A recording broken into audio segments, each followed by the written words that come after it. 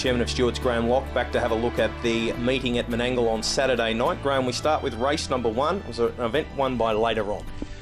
Yes, look, I guess there's been a couple of runs recently where Later On has finished off its races strongly, so it was no surprise to see it win. Beatson was probably the horse that punters would have considered was disappointing.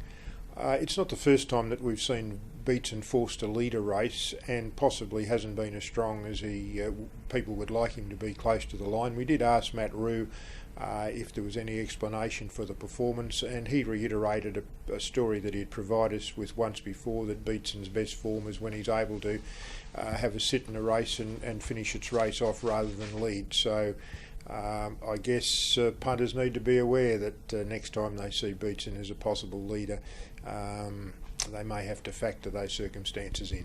All right, what about race number 2? This was taken out by Better Adam. Yeah, look, this horse appears to be progressive now. He's won 2 starts and in better company.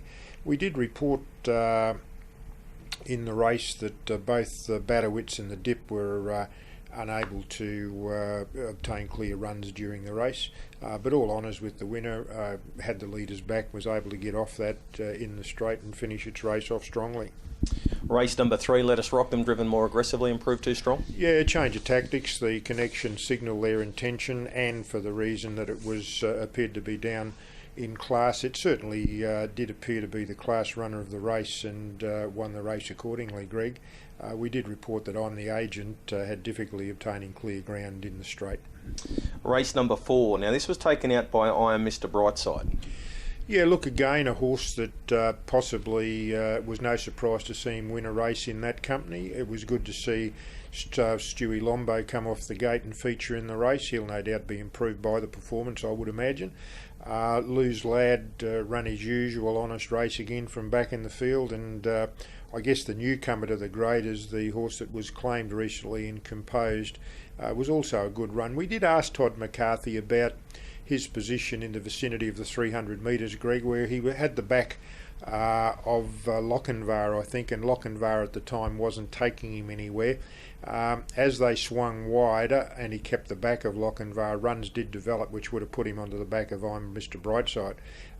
But unfortunately he'd already committed himself to that position. He did say that his father, who's the trainer of Composed, was also curious about that aspect of the race, but in the end we thought he was a victim of circumstances. All right, race number 5. This was one of the features, the Christmas gift final, and Mr. Bling just keeps going from strength to strength. Yeah, again had a good run in transit. The race was probably had some detraction from Spare Me Days breaking and galloping the winning post after the start. We did then report that it was held up in the straight and not tested, so adds merit to Spare Me Days run, but also just detracted from the spectacle, if you like.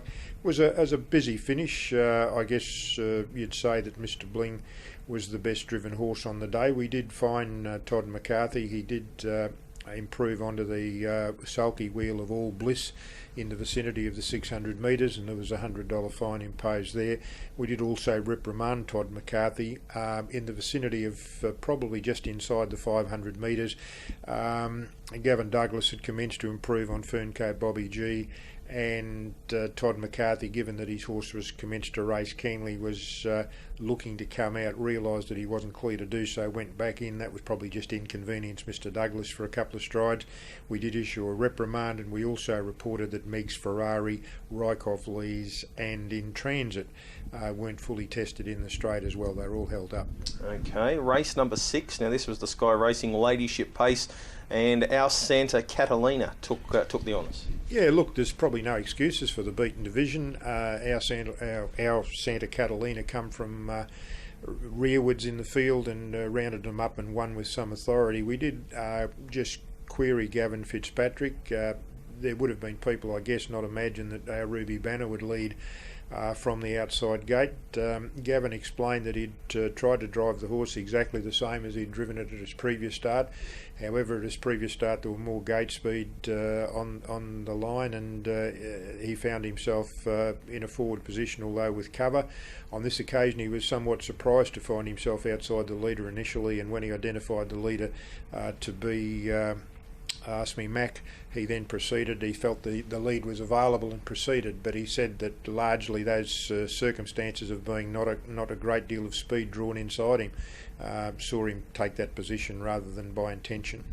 All right, what about race number 7? Now, this was robbed of some interest with the scratching of arms of an angel, but I guess the performance of Steve Turnbull's duo was probably the biggest talking point. Yeah, look, I guess I Am the One, we commented on its previous start that it had looked a progressive horse in the C-class races out in the Western Districts. Probably didn't race quite to that level at its previous start at Menangle, and then on Saturday night was very disappointing. Mr Turnbull did advise us that he considered that the horse was taking a while to acclimatise, and given the current weather he was looking to spell the horse, and he did comment that can sometimes happen to the New Zealand runners. And he also said that Lap Dancer, which disappointed the stable, would also go for a spell. Look, generally speaking, I've Got a Life has been racing consistently and ran up to that form. Okay, that's race number 7. And what about race number 8, the Trotters Flying Mile? Well, of those that managed to stay down, Greg, On Thunder Road basically was the classy runner, and he demonstrated that in the finish. It was an authoritative performance, and the horse that we discussed at its previous start, Our Summer Vacation, is probably the improver in the ranks, and ran on to run the minor end of the prize money. All right, so Menangle, we have a break for a couple of weeks, but thanks for your time. We'll speak with you again very soon. Yeah, we're off to Bathurst on Boxing Day for the Turnbull Memorial, Greg. Enjoy it. Talk to you soon. Thanks, Greg.